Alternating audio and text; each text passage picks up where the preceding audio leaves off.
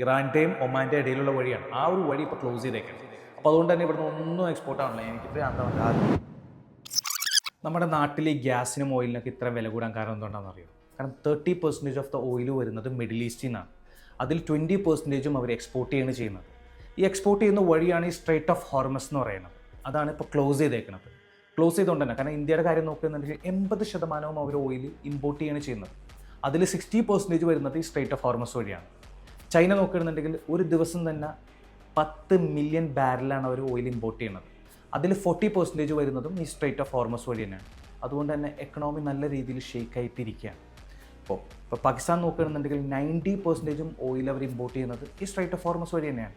പിന്നെ സൗദി അറേബ്യയാണ് ഏറ്റവും കൂടുതൽ ഓയിൽ ഈ മിഡിൽ ഈസ്റ്റിൽ നിന്ന് എക്സ്പോർട്ട് ചെയ്യുന്നത്. അവർ എക്സ്പോർട്ട് ചെയ്യുന്ന വഴിയും ഈ സ്ട്രൈറ്റ് ഓഫ് ഹോർമസ് വഴി തന്നെയാണ്.